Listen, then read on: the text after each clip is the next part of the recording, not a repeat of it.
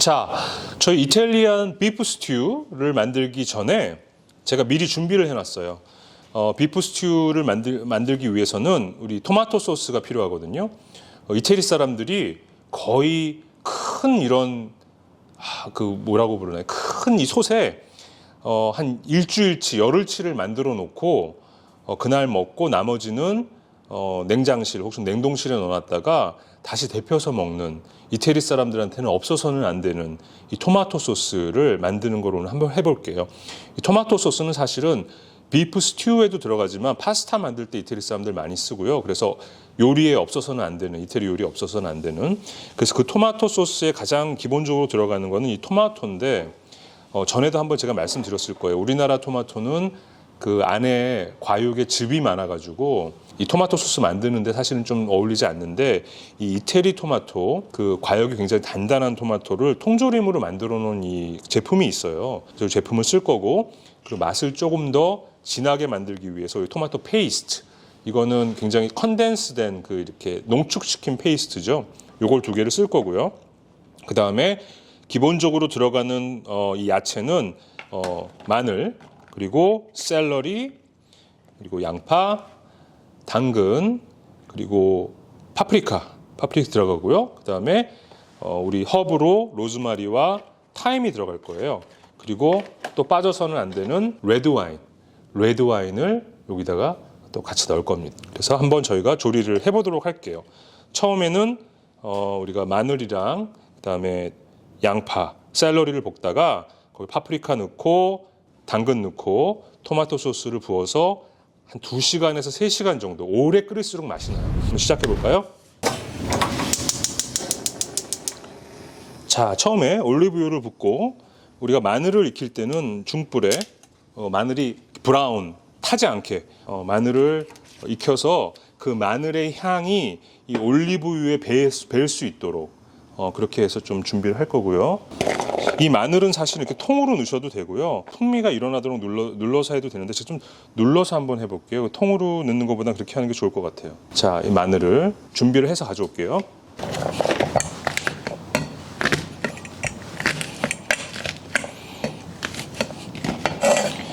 이 중식도가 있으면 굉장히 좋은 게, 이 중식도 무게가 있기 때문에 그냥 이렇게 누르기만 해도 사실은 이렇게 으깨지거든요. 그럼 훨씬 더 조리하기가 편하죠. 제가 마늘을 엄청 많이 쓸 거예요, 오늘. 여러분, 그 시내에 있는 이탈리안 레스토랑 중에 마늘에 미친 레스토랑 있죠. 그 한글로 번역하면 마늘에 미친, 여러분 다 아시죠? 마늘에 미친 레스토랑. 오늘 한번 우리 마늘에 한번 미쳐보도록 하겠습니다. 자, 마늘을 넣고요. 조금 눌러준 마늘을 넣고, 그 다음에 소금, 후추,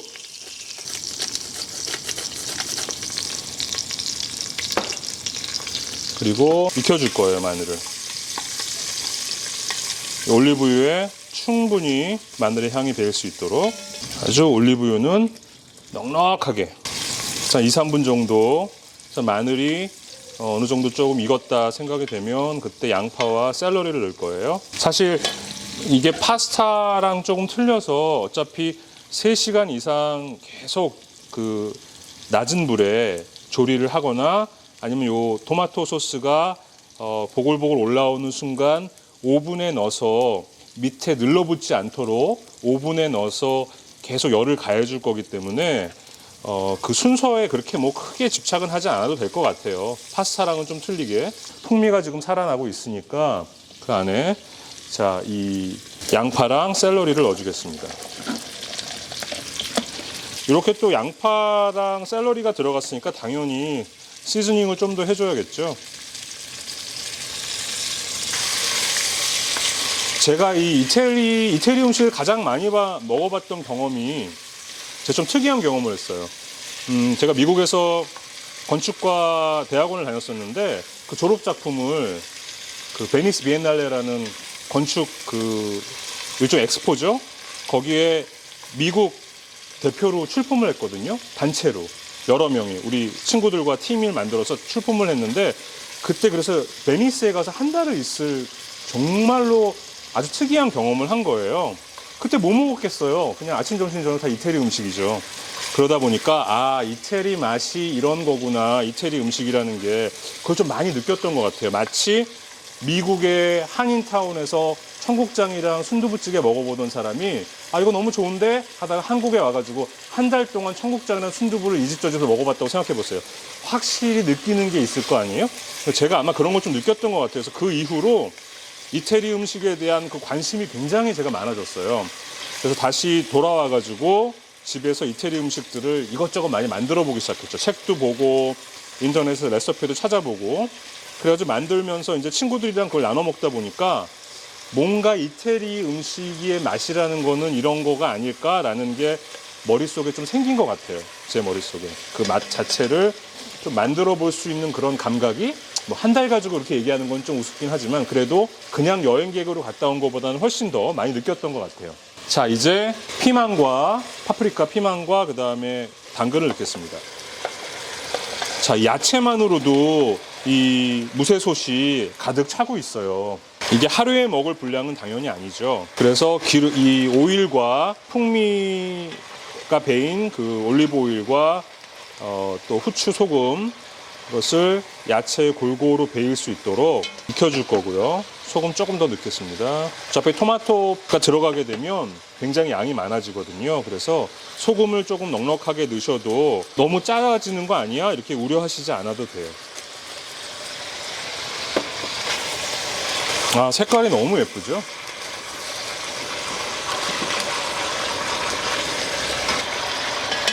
올리브유 좀 더 부어주고 조금 더 얘가 잘 익을 수 있도록 좀 저어줄게요. 자, 이렇게 익고 있는 야채, 지금 당근은 투명해졌고요. 잘 익어서 마늘도 그렇고 샐러리 그리고 파프리카도 어느 정도 좀 익은 것 같고, 그 다음에 이제 당근은 어차피 오랫동안 익어야지 부드러워지니까 여기에 지금 토마토 소스를 넣겠습니다. 토마토 소스로 요리하실 때 하나 주의할 거, 이게 튀어요. 튀어서 앞치마 입지 않으면 그냥 옷에 다 묻습니다. 그래서 앞치마 꼭 입으시고, 이 홀 토마토 보세요. 이 로마 토마토, 길쭉한 로마 토마토거든요. 이 홀 토마토가 이 소스로 잘 만들어지기 위해서는 얘를 으깨줘야 되는데, 이렇게 스패츌라로 으깨시는 방법도 있고, 이태리 사람들은 어떻게 하라고 하냐면, 제가 비디오에서 본 건데 그냥 손으로 이렇게 으깨서 튀지 않게. 토마토 소스도 한번 묻으면 잘 안 지워져요. 약간 우리 김치 같다 그러나? 이태리 사람들이 토마토를 먹는 방식이 약간 한국 사람들이 김치 먹는 것 같이 진짜 많이 먹어요, 토마토. 아, 이거 보니까 그 생각나네요. 스페인인가요? 스페인의 어느 도시지? 라 토마티나라는 약간 이태리식 발음인 것 같은데, 스페인의 카탈루냐에 있는 부뇨리라는 마을에서 매년 여름에 열리는 축제래요. 8월 마지막 주 수요일, 에스파니아 발렌시아의 부뇨리라는 마을에서 열리는 토마토 축제. 아, 8월엔 가야 되나요? 마지막 주에? 한번 고민을 해보겠습니다. 이제 여행도 점점 풀리는 것 같고요. 너무 기대를 많이 하고 있어요, 저도. 지난달 말에 싱가포르를 갔다 왔는데 와, 6시간 비행 시간이 정말 금방 가더라고요. 너무 오랜만에 여행을 해서 그런지. 자, 토마토 페이스트를 넣어서 좀 맛을 조금 더 진하게 만들겠습니다. 우리가 그 유럽 요리에 많이 쓰잖아요, 와인을. 이 사람들 제가 보기에 와인을 처음부터 썼을까, 요리하면서. 아마 그냥 이렇게 요리하다가 와인이 그냥 마시던 거를 한번 실수로 이렇게 떨어뜨린 거 아닐까요?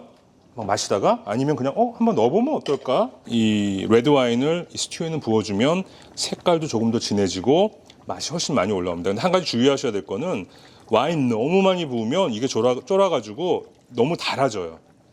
이 스튜 그 베이스가 너무 달아지기 때문에 와인은 한 요 정도 사이즈면 제가 보기엔 한 반잔, 레드 와인 글래스로 한 반잔 정도, 한 3분의 2 정도 넣으시면 될 것 같아요.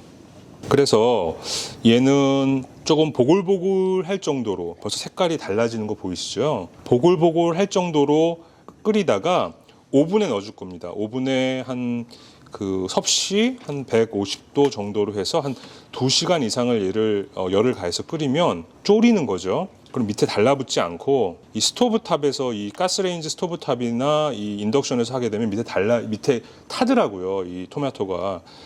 그런데 오븐에 넣게 되면 그런 걸 좀 방지할 수 있는 것 같고 더 맛이 풍미가 더 올라오는 것 같아요. 얘를 조금 더 뚜껑 닫아주고 시머 한다고 그러는데 이렇게 보글보글 끓이다가 허브 넣고 오븐에 넣어서 한 2시간 정도 지금부터 이 열을 가해줄 거예요. 그래서 이 스튜에 사실은 가장 중요한 거는 너무 묽지 않게 이 소스가 나오는 거거든요. 그래서 조금 졸여줄 겁니다. 자, 토마토 소스는 지금 잘 끓고 있어요. 그럼 거기에 비프가 들어가야죠. 비프, 소고기가. 소고기는요, 우리가 스튜에 넣을 소고기는 굳이 좋은 고기를 넣을 필요가 없어요. 우리가 뭐 등심, 안심 이런 애들 그냥 구워 드세요. 스튜에 넣을 고기는 우리가 국거리용 소고기를 넣으면 오래 끓여줄 거기 때문에 굉장히 부드러워지거든요. 그래서 우리가 국거리에 주로 쓰는 거, 전 사실 이거 스튜를 만들다 보니까 이 고기 부위에 대해서 좀 알게 된 거예요. 근데 국거리에 쓰는 게 주로 양지나 사태를 쓰는데 제가 양지로 한번 만들어 봤더니 퍽퍽해요. 왜? 우리가 양지라고 하면 여러분들 잘 모르시는 분들도 있을 거 아니에요. 우리 무슈폴 보니까 남자분들 특히 양지가 뭐고 사태가 뭐고 그냥 맛있으면 됐지. 양지는 우리 육개장 만들 때 이렇게 짝짝 찢어지는 고기 있죠. 기름기가 거의 없는 그게 양지고요. 사태는 기름기가 좀 있어요. 그래서 제 경험에 의하면 스튜에는 사태를 쓰는 게 가장 맛이 있더라. 그 사태를 제가 사왔는데 또 한우로 사왔거든요. 사태를 사왔는데 사태를 어떻게 써느냐. 우리가 큐브 썰기라고 조금 두껍게 큐브라 하면은 사이즈를 제가 어떻게 설명을 드리는 게 가장 좋을까? 일단 제가 썰면서 직접 보여드릴게요. 자, 큐브 썰기는 너비가 한 2.5에서 3cm 정도 정육면체로 만드는 거예요. 근데 이제 뭐 고기의 생김새에 따라서 좀 여의치 않을 수가 있겠죠. 그래서 정육면체라 하면 예를 들면 이런 사이즈의 고기는 지금 폭은 한 2.5cm가 됐죠. 이 정도 그냥 한 입에 넣고 먹기에 좋을 정도의 지금 대충 감 잡으셨죠, 여러분? 한 입에 넣고 먹기에 좋은 사이즈 정도로 썰어주시면 될 것 같아요. 조금 이렇게 얇게 나온 애들은 길이를 좀 조절을 해주시고, 그리고 이렇게 두껍게 나온 애들은 폭이죠. 폭을 조금 더 좁게 썰어서 가늘게 썰어서 한 입에 넣었을 때 잘 먹을 수 있도록 맛있게 먹을 수 있도록 해주시면 될 것 같고요. 이런 기름기는 좀 떼어낼까요? 이 정도면 뭐 하나, 둘, 두 명이 넉넉히 먹겠다. 이 정도 지금 요 두 덩어리를 쓸으면 4인분은 충분히 나올 것 같아요. 제가 이탈리안 스튜를 여러 번 만들었지만 가장 좋은 평가를 받았을 때 기억을 제가 한번 되살려 볼게요. 여러분들 우리가 요리를 만들 때 그 요리의 맛을 좌우하는 게 뭘까요? 물론 요리를 많이 만들어 본 사람의 노하우도 중요하고 좋은 식자재를 쓰는 것도 중요하지만 우리 보통 정성이라고 그러잖아요. 그래서 엄마 손맛, 할머니가 만들어주신 것 같은 요리 이런 말을 많이 쓰는데 그게 왜일까요? 정성이란 말이에요. 그 요리를 먹는 사람을 생각하면서 여기 정성을 담아서 내가 사랑하는 사람이 이 요리를 먹었을 때 건강해지면 좋겠다, 맛있어 했으면 좋겠다, 이런 정성을 들여서 만들면 요리가 굉장히 맛있게 되는데 제가 그런 경험이 한 번 있어요. 미국에서 제가 직장을 다닐 때 저를 굉장히 응원해준 선배가 한 분 계셨거든요. 그 선배는 언제나 제가 하는 일을 남들은 그런 일을 뭐하러 하냐, 지금 하고 있는 일을 하지 뭐 새로운 도전이 뭐가 필요하냐 이런 얘기를 했을 때 그 선배는 언제나 저에게 용기를 줬어요. 그 선배를 위해서 제가 이 스튜를 한번 만들어 봤는데 굉장히 맛있어 하더라고요. 그래서 이 스튜야말로 내가 좋아하는 사람들을 위해서 만들 수 있는 굉장히 손이 많이 가지만 한 1~2시간 이상, 장 보는 시간까지 하면 한 4~5시간이 손이 많이 가지만 이 스튜야말로 내가 좋아하는 사람, 존경하는 사람, 사랑하는 사람을 위해서 만드는데 내 정성을 쏟아부어서 할 만한 그런 가치가 있는 요리구나, 그런 생각을 제가 들었어요. 자, 소금 간을 좀 해주고요. 그다음에 후추. 근데 제가 처음에 이 스튜를 만들 때 우리가 전분기가 어느 국물에 들어가서 같이 익으면 걸쭉해지잖아요. 이 이탈리안 스튜의 비법은 이 스튜 고기를 썬 다음에 여기 밀가루를 묻혀서 전분을 입힌 다음에 아까 보여드린 그 토마토 소스에 넣어서 걸쭉하게 만드는 게 비법이에요. 비프 스튜의 재료, 고기를 잘 썰었죠. 그리고 양념을 했고요. 양념을 했는데 여기에 밀가루를 묻혀줘야 거기서 나오는 전분이 밀가루를 묻혀 제가 한번 프라이팬에 지질 거예요. 그래서 육즙이 빠져나가지 않도록 지지고 난 다음에 그것을 토마토 소스에다가 집어넣을 거예요. 그러면 그 전분, 밀가루에서 나오는 그 전분이 토마토 소스를 걸쭉하게 만들면서 맛을 더해줍니다. 그게 이탈리안 비프 스튜의 비법이에요. 그런데 이 밀가루를 묻히는 방법이 있죠. 처음에는 제가 좀 익숙하지가 않아서 큰 접시에다가 밀가루를 이렇게 펴놓고 묻히기 시작했어요. 그랬더니 밀가루 난리죠. 주방은 완전히 폭탄 맞았죠. 나중에 정리하는 건 너무 힘들고. 그래서 주부의 아이디어라고 해야 되나? 이런 노하우를 제가 곰곰이 생각하다 보니까 이렇게 하면은 아주 편리하겠다. 비닐 주머니에 밀가루를 넣어요. 여기다. 그리고 고기를 토스합니다. 여기다. 고기를 넣고 섞어주는 거예요. 그러면 정말 어디 한 군데 빠지지 않게 이 고기에 밀가루가 완전 코팅이 돼요. 그래서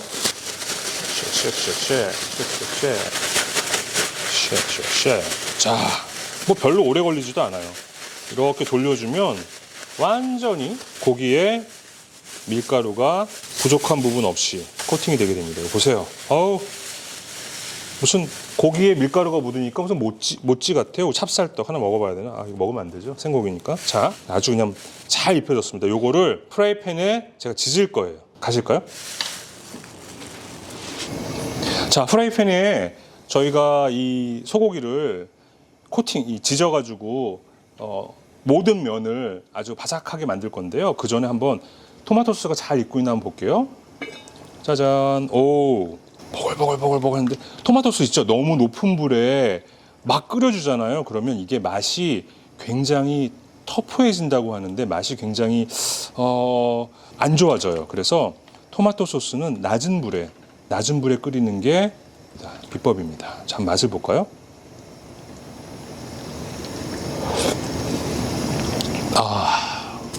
완전 맛있어.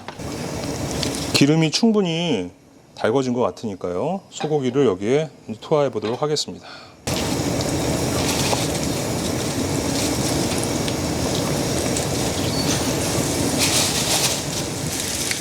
너무 타지 않게 이 밀가루 묻힌 부분이 노릇노릇해질 정도까지만 해주시면 잘 뒤집어 줘야겠죠. 좀 속도가 빨라지네요. 읽다 보니까 처음에는 하나씩 던졌는데 잘 자른다고 잘랐는데 크기가 제각각인 것 같기도 해요. 맛만 있으면 되죠 뭐. 잘 이제 여기 입혔고요. 뒷부분에 아까 고기를 묻혔을 때 뒷부분에 조금 시즈닝이 안 된 부분들을 위해서 소금 좀 뿌려주고 그다음에 후추 그리고 뒤집어 줄 거예요 이제.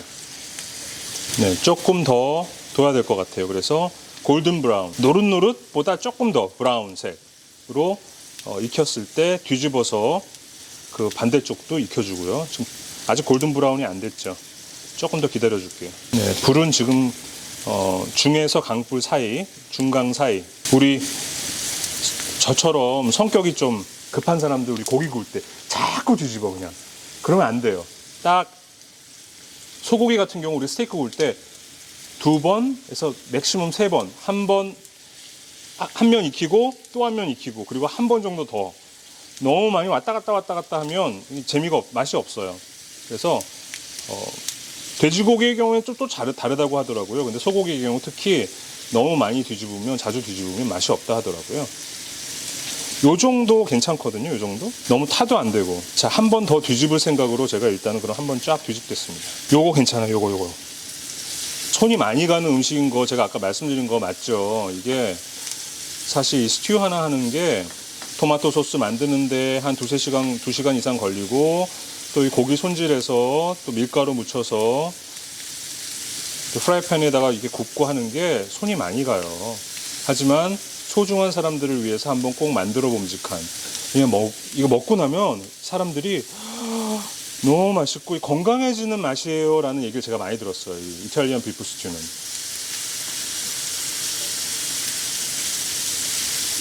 자, 이런 핏물이 이렇게 올라오면 반대쪽이 잘 익은 거거든요. 한 번 정도 더 뒤집어 주시고, 그리고 제가 밑에 오븐을 지금 200도로 맞춰놨어요. 그런데 그걸 조금 온도를 낮춰서 한 180도, 180도 정도로 낮춰서 소고기를 토마토 소스에 넣은 후에 오븐에 넣어서 한 1시간 이상 잘 이렇게 전분이 나오고 걸쭉해질 수 있도록 제가 익혀줄 거예요. 그냥 먹어도 맛있을 것 같죠? 얘네들은. 자, 이 고기가 익는 동안 이 토마토 소스에 넣을 허브, 로즈마리와 타임을 좀 준비를 하겠습니다. 로즈마리는 요 잎을 띄어서 요 두꺼운 이 줄기가 식감이 안 좋을 수 있으니까 이렇게 잎을 띄어서 준비를 해주시고요. 사실 이건 토마토 소스에 넣어도 되는데 저는 직접 한번 이 고기에다가 약간 향을 입히기 위해서 고기 입힐 때 여기 넣도록 하겠습니다. 고기가 아주 잘 익었습니다. 로즈마리 향 너무 좋아. 이 로즈마리는 참 향이 좋아요. 집에서 기르기도 쉽고. 자, 고기가 다 익었거든요. 얘를 토마토 소스에 토스를 하도록 하겠습니다. 다 익은 고기를 잘 코팅이 됐죠? 아주 브라운색으로 토마토 소스에 토스 하겠습니다. 자, 근데 보세요. 벌써 이 위를 보시면 와, 이 고기가 이 토마토 소스와 어울리는 이 모습이 벌써 스튜 같은 느낌이 나죠. 근데 여기서 그치지 않고 얘를 오븐에 넣어서 1시간을 더 익힌다고 생각을 해보세요. 얼마나 맛있겠어요? 거기에 우리가 타임을 또 좀 허브를 넣을 거고요. 정말 맛있겠다. 오랜만에 제가 이거 만들어 보는 건데 참 맛이 잘 나왔으면 좋겠네요. 기대가 많이 되네요. 자, 이 스튜. 얘를 오븐에 넣기 전에 마지막 단계가 또 하나 남았습니다. 색깔이 중요해요, 여러분. 여기 빠진 색깔이 뭐냐면 녹색 완두콩 이 통조림이 있어요. 이 완두콩 통조림을 따서 여기 이 색의 조화 굉장히 중요하다. 다 넣겠습니다. 얼마 안 되니까 양이. 그래서 한 1시간 정도 더 해주면은 충분히 먹을 수 있는 준비가 될 것 같아요. 오븐에 넣어서 170도 정도 여기에 이 솥을 넣어서 한 1시간 정도 더 이 고기와 충분히 전분이 우러나와서 토마토 소스와 어울려서 걸쭉한 스튜, 아주 맛있는 스튜가 될 수 있도록 오븐에서 1시간 정도 지금부터 열을 가하도록 하겠습니다. 자, 스튜가 이제 완성됐을 거예요. 열어보겠습니다. 열어보고, 오, 뜨겁다. 와우. 위에 올려놓고, 짜잔. 와. 겉에 이렇게 이런 살짝 이 팻이 올라왔다는 거는 고기랑 잘 이 스튜의 국물이 잘 버무려졌다는 그런 증거예요. 보세요. 와우. 그냥, 레드 와인이랑 같이 먹으면 너무 맛있겠다. 저 오랜만에 저 스튜 만들었는데 잘 나온 것 같아요. 느낌이 아주 좋아요. 향도 좋고.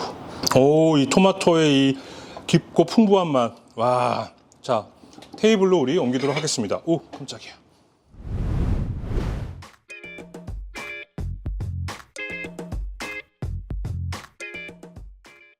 자, 크루통을 아까 오일이랑 우리 소금, 후추간 한 거를 그냥 요 팬에 위에 이렇게 올리고요. 그 다음에 그냥 오븐에 아까 200도에다 그냥 집어넣어서요. 그래서 그냥 한 5분 후에 한 번 뒤집어주고 타지 않게. 그래서 그냥 먹으면 될 것 같아요. 이 정도 해서 까먹지 말고 체크만 하기 우리. 그냥 새카맣게 나중에 타가지고 소방차 오면 큰일 납니다. 오븐에 200도에 넣어서 5분 후에 뒤집어준다.